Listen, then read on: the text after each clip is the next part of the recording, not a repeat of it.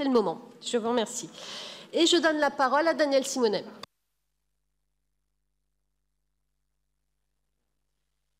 Bien, mes chers collègues, c'est une chose dans cette Assemblée de dire qu'on est opposé à cette loi de transformation de la fonction publique. C'en est une autre que de se donner les moyens de faire que son obligation d'application ait des effets nuls. Et là, franchement, la ville de Paris ne s'honore pas à travers cette délibération. Mes chers collègues, le sens de l'histoire, quand on est progressiste, quand on est de gauche, le sens de l'histoire du mouvement ouvrier, c'est la réduction du temps de travail. La réduction du temps de travail pour émanciper du travail. La réduction du temps de travail pour garantir une qualité, un sens au travail et donc une qualité aussi plus importante du service public rendu aux Parisiennes et aux Parisiens. Une réduction du temps de travail parce que quand on travaille moins, eh bien, nous sommes plus nombreux à travailler. C'est ce qui s'appelle le partage du temps de travail. Donc, cette loi scélérate du gouvernement Macron, cette loi de régression sociale, oui, elle s'impose à nous, mais par le biais des négociations, par le biais des suggestions, il est tout à fait possible de faire en sorte qu'elle soit d'un effet neutre. Grâce à la mobilisation des organisations syndicales, grâce à leur grève, grâce à leur unité à travers ce slogan « Pas une minute de plus », ils ont fait des propositions. Sauf qu'il y a eu bien trop peu de prise en compte de leurs revendications et de leurs amendements. Bien trop peu de réunions, que de temps perdu avant de les écouter, de les entendre. Et d'ores et déjà en juillet, vous ne les avez entendus qu'à moitié parce que cette suggestion ville-capitale, il aurait fallu bien plus l'argumenter pour pas qu'elle ne soit cassée, menacée d'être cassée par le tribunal administratif. Alors oui, le préfet a cassé cette délibération et nous revoilà dans cette assemblée à devoir redélibérer à nouveau. Mais une fois de plus, écoutez, prenez en compte les organisations syndicales et l'ensemble de leurs amendements, car ils permettent de ne pas aboutir à une régression sociale. Ils ont risqué de se faire voler 8 jours de congé. À travers la délibération qui nous est proposée, ils sont volés de 3 jours de congé. Eh bien, il ne faut pas l'accepter.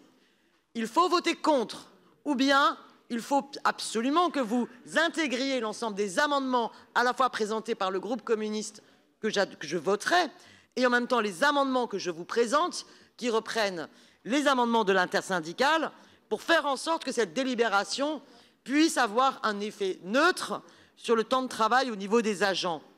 C'est tout à fait possible et c'est nécessaire. Très rapidement, les amendements que je dépose et qui ont été défendus par les organisations syndicales sont au nombre de 8.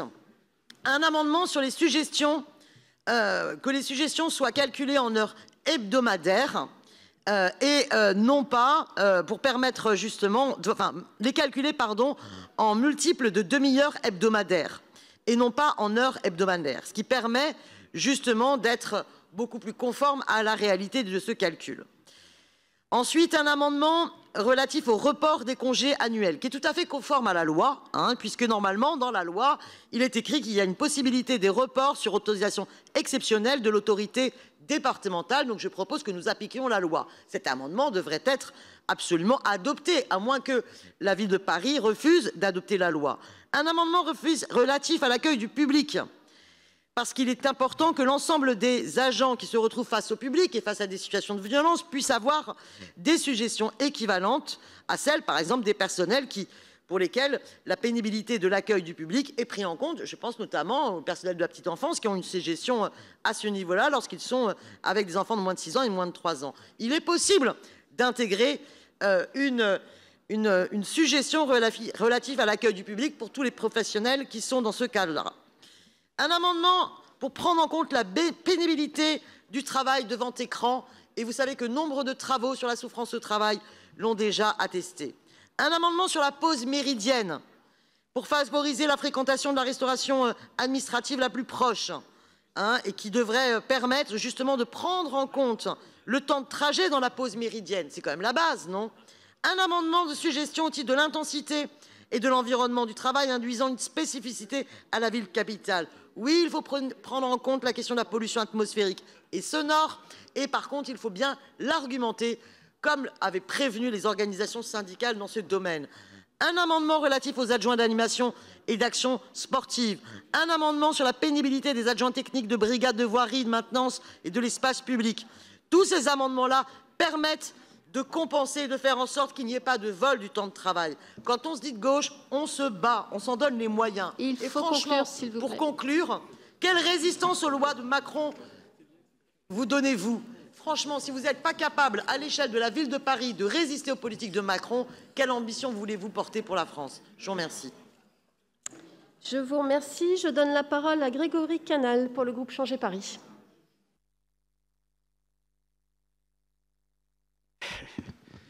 Merci, madame. J'ai combien? 2 minutes ou 3?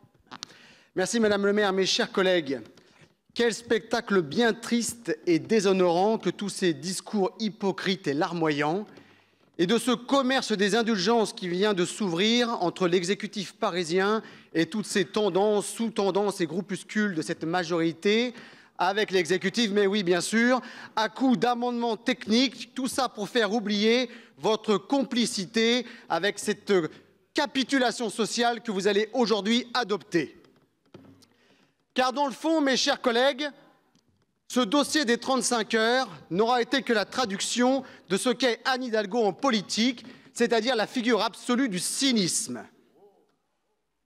Depuis sa réélection, Anne Hidalgo avait le choix d'avancer avec honnêteté et transparence. Elle a privilégié la dissimulation et l'avancement à visage masqué. Anne Hidalgo avait le choix de faire un véritable dialogue social respectueux et courtois qui se donne du temps. Elle a préféré une négociation bâclée et précipitée. Anne Hidalgo avait le choix de sécuriser les contours juridiques de sa délibération en acceptant d'entretenir une relation constructive avec l'État. Elle a préféré s'entêter et adopter dans la torpeur estivale une délibération manifestement illégale. Et Monsieur Gillet, je ne vous ai pas entendu à cette époque nous faire part de votre inquiétude sur le contrôle de légalité. Je vois que manifestement le communisme et le révisionnisme historique vont toujours ensemble. Mes chers collègues, Anne Hidalgo avait aussi le choix d'entamer une véritable réforme en profondeur de son administration. Elle a préféré la légèreté, la complaisance et surtout, elle a préféré disparaître du champ politique en préférant rencontrer à tour de bras des associations et des responsables collectifs dans toute la France, à l'exception de Paris, où en 2 ans, elle n'a pas rencontré un seul leader syndical. Elle a préféré les parquer dans la honte et dans la promiscuité derrière l'hôtel de ville de Paris pour ne pas les rencontrer.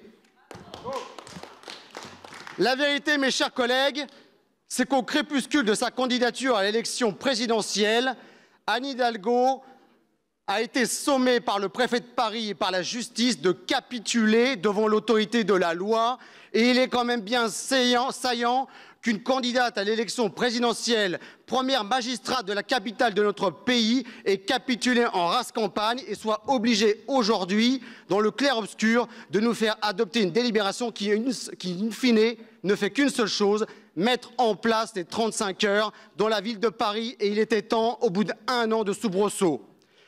Mes chers collègues, le groupe LR, comme depuis le début de cette séquence-là, adoptera la même position, c'est-à-dire l'abstention, pour ne pas participer à cette espèce de mascarade politique à laquelle vous jouez depuis le début.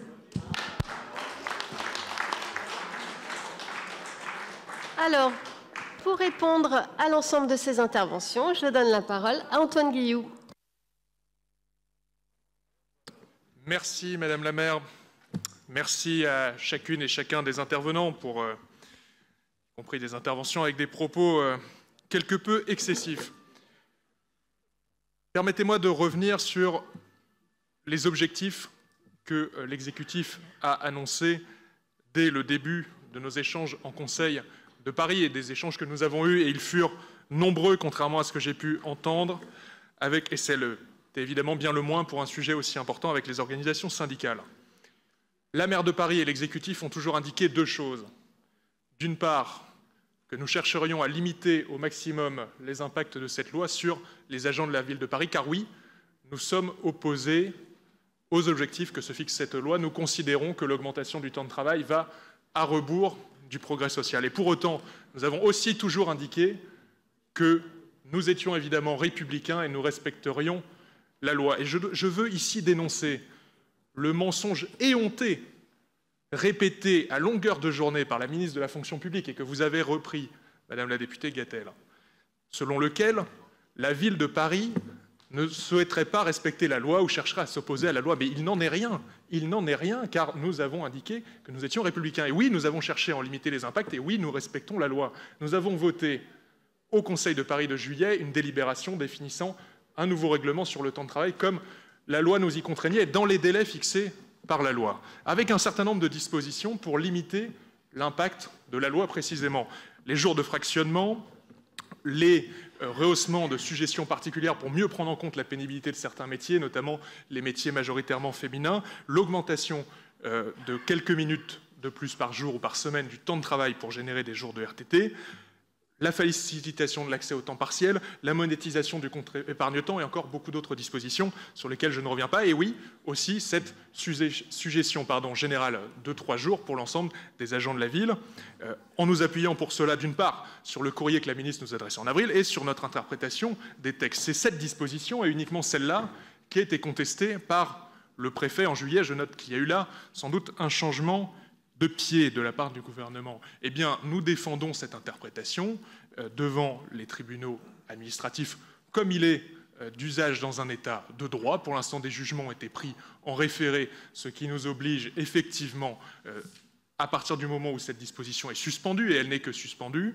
à proposer aujourd'hui au Conseil de Paris des cycles qui n'intègrent pas cette suggestion. Toutes les autres dispositions qui figuraient dans le règlement voté en juillet s'appliquent et n'ont pas été contestées. Pour ce qui est de la suggestion de 3 jours, eh bien effectivement, nous attendrons le jugement du tribunal administratif au fond au premier trimestre 2022. C'est le tribunal administratif qui l'a énoncé ainsi. Et nous verrons ce qu'il en est. Si la décision est favorable, nous pourrons évidemment réintégrer, et c'est notre souhait, les 3 jours dans les cycles de travail des agents. Et sinon, dans le cas contraire, j'ai indiqué effectivement aux organisations syndicales que nous tiendrions des discussions pour envisager les conséquences possibles en cas de décision défavorable. Et c'est ces discussions que nous aurons, évidemment, sans attendre la décision du tribunal administratif. Mais nous respectons parfaitement le calendrier que j'avais énoncé lors du Conseil de Paris de juillet, dans lequel, vous vous en souvenez, j'avais indiqué que nous votions le règlement, les règles générales qui s'appliquent à l'ensemble de la ville et que nous sommes contraints de prendre en application de la loi, et que nous aurions à partir de là, et c'est évidemment ce qui s'est passé, entre les mois de juillet et de décembre, des discussions au sein des différentes directions de la ville, au sein des différents métiers, pour voir comment les nouvelles règles s'appliqueraient dans les cycles de travail et ainsi modifier, puisque nous y sommes contraints, les différents cycles de travail de la ville. Et j'avais indiqué que nous aurions une deuxième délibération d'ici à la fin de l'année pour présenter ces cycles. C'est précisément la délibération qui est présentée aujourd'hui. D'ailleurs, permettez-moi d'ajouter que, à l'adresse de M. Canal et du groupe Changer Paris, j'observe que la ville de Paris n'est pas la seule à chercher à dire que l'interprétation des textes offre aux collectivités des marges de manœuvre. Je crois que la métropole de Marseille, dont la présidente est de votre famille politique, a aussi des discussions sur ce point, et je crois avoir lu qu'elle défendrait aussi son interprétation, le cas échéant, devant les tribunaux administratifs. Nous serons donc plusieurs, même si nous n'avons pas la même interprétation. J'ajoute que le gouvernement est bien mal placé pour venir décerner des brevets de dialogue social aux collectivités locales alors qu'il n'en dirige que très peu en France et qu'il réduit leur marge de manœuvre d'année en année, que ce soit sur le plan financier ou sur le plan RH. Il est bien malvenu de la part du gouvernement de venir décerner des brevets de dialogue social alors qu'il a fait voter une loi, la loi de transformation de la fonction publique, qui a été dénoncée unanimement par l'ensemble des organisations syndicales. Donc je veux bien que l'on revienne sur ce sujet, mais je ne suis pas sûr que ce sera à l'avantage de la ministre de la fonction publique. En tout état de cause, je demanderai aux différents conseillers et groupes qui ont déposé des amendements de bien vouloir les retirer, car, comme je l'indiquais, un certain nombre de sujets qui y figurent seront évoqués avec les organisations syndicales et, le cas échéant, examinés à l'aune de la décision du tribunal administratif au fond au premier trimestre 2022. Je vous remercie.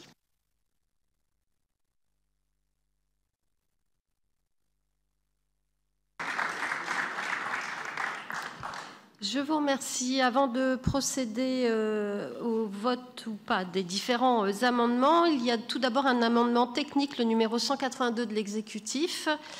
Je le mets donc aux voix. Qui est pour?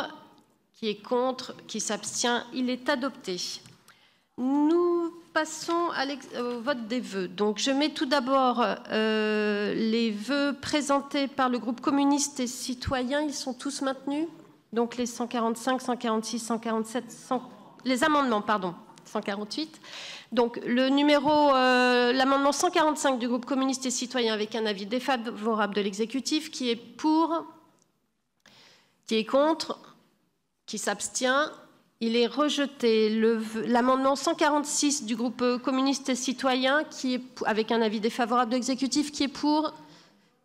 Même vote. Il est rejeté. L'amendement 147 du groupe communiste citoyen, avis défavorable. Même vote. Même vote. Il est rejeté. Et l'amendement 148 du groupe communiste et citoyen, avis défavorable de l'exécutif. Même vote.